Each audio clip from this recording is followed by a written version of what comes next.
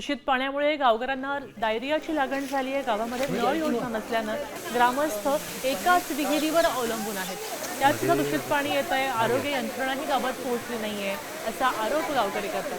त्यामुळे 7 किलोमीटर दूर जाऊन खासगी रुग्णालयामध्ये ग्रामस्थांना उपचार घ्यावे लागतात। या ग्रामस्थांची बातचीत केली आमचे प्रतिनिधी संजय जाधव यांनी। पाहूया त्यांचं काय म्हणणं आहे। बुलढाणा जिल्ह्यातील संग्रामपूर तालुक्यातील शेवटचं गाव अडगाव पिंपरी या गावामध्ये आलेलो। त्याचं कारण नेमकं असं आहे की या गावामध्ये डायरियाची म्हणजे अतिसाराची लागण झालेली आहे। कमीत कमी 700 ते 750 पेशंट म्हणजे रुग्ण या गावामध्ये सध्या 15 दिवसापासून तरफडत आहेत। अद्यापर्यंत कुठली आरोग्य सुविधा किंवा व्यवस्था या गावामध्ये आलेली नाही। 700 ते 800 पर्यंत रुग्ण आहेत। महिला, बालक, पुरुष सर्व म्हणजे वृद्धांना तर खूपच जास्त त्रास होत आहे।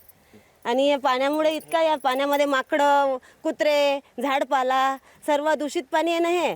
त्याच्यामुळे एवढे संडास उलट्याने लोक घायल झाले की आमच्या ना इथपर्यंत येवत नाही। आता आमच्या मलमजुरी पडली, आम्हाला तब्येतही खराब झाल्या, आम्ही मजुरीच कुठून करा, अंगावर घेऊन निजे लाव। आमचं कोणी हाकपुकार या गावात घेऊन नाही राहिलं। आम्हाला पाण्याची टाकी पाहिजे, आम्हाला पाणी असं पाहिजे की आम्हाला फिल्टर पाहिजे ना, आमच्या मडीपाशी पाहिजे। कॅमेरामॅन सुनील मोरेसह मी संजय जाधव, साम टीव्ही, संग्रामपूर, अडगाव, माळी, बुलढाणा।